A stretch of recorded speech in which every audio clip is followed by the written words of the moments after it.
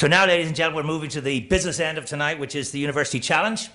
I'm going to ask to come to the stage the judges tonight. So could I please ask Rich Moran, John Staunton, Martina Newell-McLaughlin, John Ryan and Rory McInerney.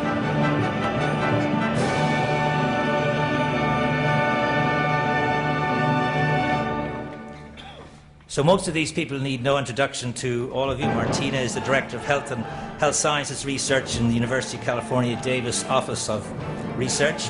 Rich Moran is a well-known venture capitalist, social scientist, best-selling author. The reason I particularly like him is he has his own winery. And talking about wine, there is no man who knows more about wine on the stage tonight than John Ryan, formerly of Macrovision, but of course originally of Tipperary stock, who knows a thing or two about wine. John Staunton, who's with the President of the Irish Innovation Centre, and of course Rory McInerney, VP of Intel. So on with the competition. I'm going to call to the stage our first competitor tonight, Mr. Frank Smith, who's the CTO of Pilot Photonics. Please welcome him. How many oranges can we fit in the lunchbox? The easy answer is 4.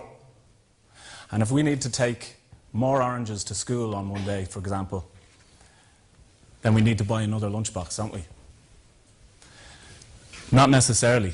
If we're clever, we think outside the box a little bit, we can fit all of those oranges into the one lunchbox. And this is how we do it.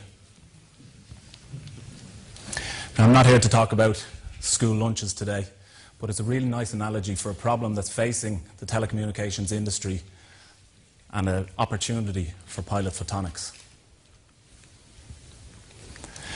So, fibre optic networks are the backbone of the internet.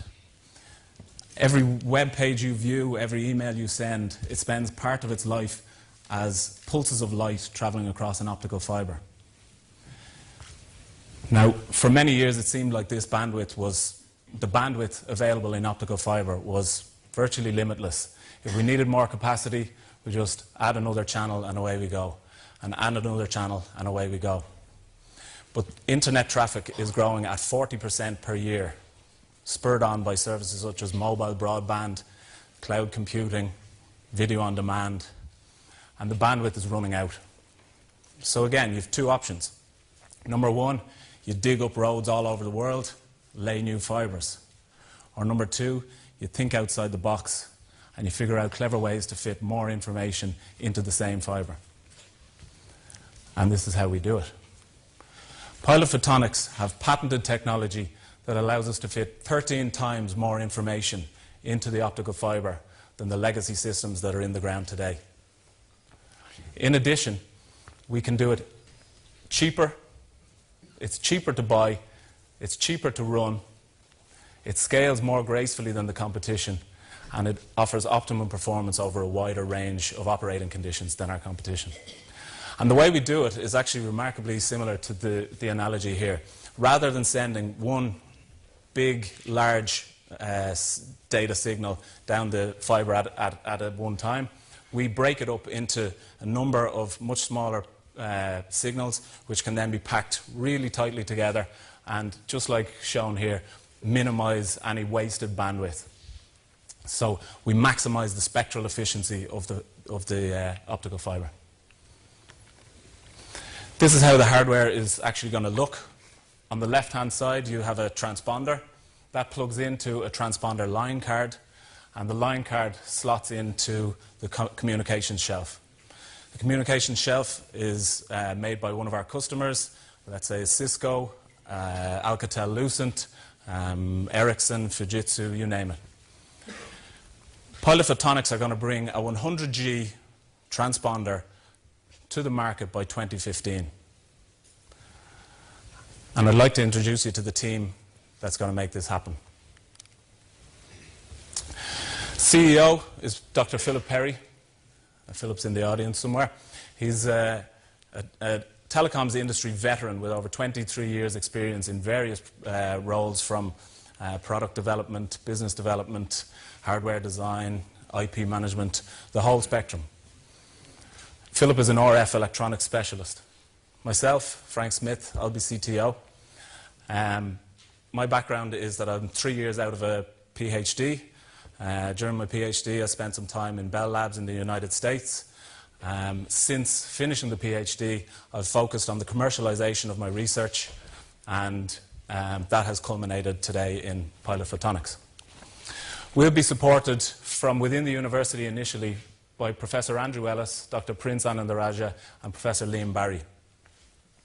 Andrew Ellis is a globally recognized world leader and pioneer of this technology. He holds 24 granted patents. Prince and Liam, they work on the optical components, devices and subsystems side of things from within DCU here. Between them, they hold 8 patents. They have 31 years of R&D experience, and they've been responsible for a spin-out company which is in operation today and has shipped product to over 20 countries worldwide. Up to this point, we've been using consultants for the business side of Pilot Photonics. Jeff Clancy we've been using on business development, and Neil O'Gorman on sales and marketing.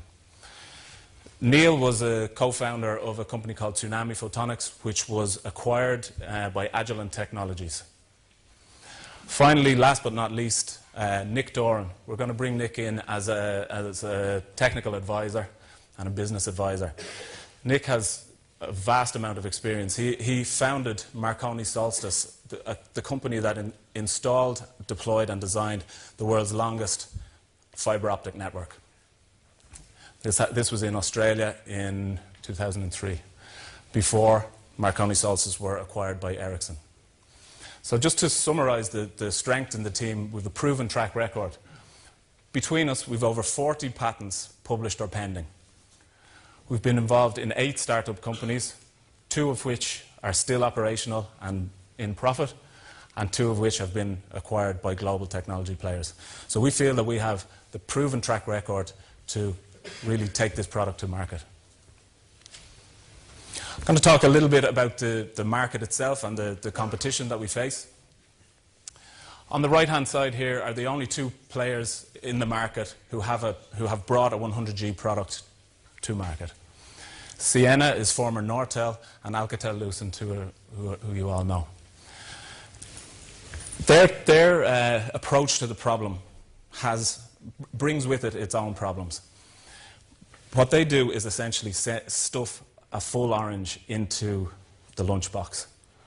So they send 1 or 2, in Ciena's case, very high-speed signals down the fibre. The problem with this is that the higher speed you go to in optical fibre transmission, the more transmission impairments you run into, so chromatic dispersion, polarization mode dispersion. And the only way to overcome these is by using really high-speed electronics, niche components, and power-hungry digital signal processing. So this drives up your cost, the cost to sell your transponders, and also the cost to run your transponders. So the power consumption is becoming a massive problem in our industry. At the other end of the spectrum is Ophidium. Ophidium are a startup company out of Melbourne, University of Melbourne. And they also use high-speed, expensive, power-hungry digital signal processing, but for a different reason. They build their signal in the digital domain. But again, the same problems. Your cost to buy and your cost to run are through the roof. Pilot Photonics, our design is significantly different. We use an optimum blend of electronic components and optical components to get the best of both worlds. By basing our subcarrier bitrate where we do, we can make use of commodity components from the satellite and cellular communication bands, and that really allows us to drive down the cost of our product. Furthermore, we eliminate digital signal processing completely, and this is based on some of the patented IP that we hold. So by eliminating digital signal processing, we can really drive down the cost to run, the operational expenditure. I hadn't mentioned it, but the 2 major obstacles to growth in this field are capacity crunch and an energy crunch. So much so that Alcatel-Lucent have join forces with their bitter rivals, Huawei, in order to tackle this problem in a consortium known as Green Touch. So it's a serious problem, and we feel that we have a lovely solution for it. I'm not going to go into this slide in too much detail, but suffice to say that we've looked at the competition in minute detail. We feel that we are better than them on every front, and I'd be happy to discuss this with anyone afterwards. We can back this up. Down towards the bottom, we talk about the scalability issues. Our solution is the most scalable out of all the technologies, and this means that not only the 100G, but we can easily upgrade our system to 400G and the 1 terabit solutions that are coming down the line. I'll just give you a second to read this quote.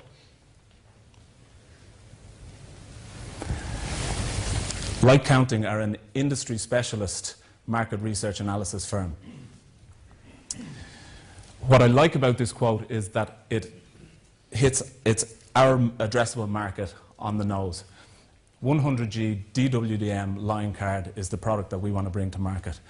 We're not talking about client side, we're not talking about 40G and 100G. This is exactly our addressable market. And we're going to secure 5% of this market or be acquired en route to doing so. Acquisitions in this space are not uncommon. Cisco last year acquired Core Optics, a company to bolster their optical product portfolio. Core Optics, I think they paid $99 million for them. MACOM, another company, a global electronics player, they acquired a company called Optimi this year, for an undisclosed sum. And MACOM have approached Pilot Photonics. They saw one of my previous presentations. They approached us, and they're keen to be kept abreast of our development. The finances, sorry if the text is a little bit small. I'll show the finances, the projections for 6 years. Sorry. First 3 years are based on detailed cash flow analysis, while the second 3 years are based on projected percentage market share. So in 2015, we think we can take 0.25% of the market. By 2017, we will have grown that to 2% of the market. We're seeking €1 million investment today. €1 million would allow us to build a team, to build a prototype, to really showcase our technology to our potential customers in the hope of achieving an early access deal with one of our customers. By securing an early access deal, we allow them, obviously, early access to the technology, and in return, they help fund the productization of the prototype. You can see that in 2014 and 2015, we require more significant investment, but by 2016, we turn profitable, and 2017 onwards, sky's the limit. So this is the way the market is today. And this is the opportunity we're presenting. I think we should have plenty of time for questions, and I'd like to take the first question. I think you started out by saying that your technology could offer a 10 to 13 times improvement in data rate through fiber. That's correct. I find that incredible. The way you described it sounds to me like a description of compression, data compression, which is a very mature technology. Was that just dumbing it down for us, or is that really what you're doing, a new form of compression? We don't actually compress the data. No. What we do is essentially, it's a technology known as orthogonal frequency division multiplexing, and it's been used in the wireless world for many years because spectrum has always been a scarce resource in that world. Essentially, what it does is that by using orthogonal frequencies, you can overlap the data without them interfering without the subcarriers interfering with each other. So just like in the analogy here, you really minimize the wasted bandwidth. So what's currently in the ground today are 10G systems. We can bring it to 100G and beyond. Thank you. Hi. You have a very orthogonal group up here, by the way. Okay. We have been instructed to be mean as we can to you. So I'm ready for so it. I want to preface my comment by that. No two things. One is I loved the metaphor, but then you fell a little flat when you showed me the the actual product. I don't know if it's as big as a taxi or as big as a golf ball. I don't know if it goes in my house or on my car or in my pocket. And I think that's one thing that you need to clarify. But my big question is this. Your entire team are all doctors and professors, and you put all of their titles up there. So when I see that, I think, here's a group who are accustomed to cushy jobs, feasting on the fruits of knowledge and drinking from the fountain of wisdom. Understandably so. They've never had a real job. So my question is, are all those people leaving their real jobs to build this company? Philip, the CEO, has already left his comfortable position in the university. I'll be gone by Christmas, and the other guys will follow as and when we can afford them. Exactly. Okay. We're completely committed to this venture. The founders and directors have put in 50,000 euros of their own money, and yeah, we're willing to leave the university. We believe in this technology, and we're confident that we can take it to market. Thank you. So I think Rich was the one that was asked to be mean. Everybody else was meant to be nice. But I just want to clarify something. Specifically, what is your product? Is it a chip? Is it a module? Is it a system? Specifically, what is it? It's a module. It's a module. It's approximately that size, and it plugs into, I'll run back through, it plugs into our customers' communications shelf. So we build, the first product we'll bring is the transponder itself. We can also basically a transponder. This is a transceiver. A transponder goes from optical to optical, so client-side optical to line-side optical. So basically, from a router, you have a router on one side, sends an optical signal into this transponder, and this transponder transmits it on a WDM wavelength over thousands of kilometers. And your IP is captured in what? You're designing a chip, you're designing a platform using standard components. How is your more the architecture. It's the architecture for the transponder. So we'll be bringing 7 patents into the company. So we have patents on an optical comb source, which essentially allows us to scale up to the 400G and the 1 terabit. We've got patents around the how to do the signal processing in the analog RF domain, so not having to use the digital signal processing. And so there are 7 patents in total. And so I guess one thought, and again, I'm hearing this, is that your expertise is in the architecture and in the sort of on the soft side, or the software side, I guess, and everything you need to do to build this product. Do you have all the skills to do that? Do you have all the skills and expertise? Are you going to be world-class in being able to actually build a product like this? Yes, I understand you have the architecture behind it, but transforming an architecture to a real product. That's exactly what I mentioned about the early access deal. We ourselves intend to prototype the technology, and then we intend to engage with one of our customers with an early access deal and let them fund the further development. We need to build a team of 100 people to actually see this vision realized. Thank you, Frank, and thank you very much. Ladies and gentlemen, Pilot Photonics. Thank you. Thanks.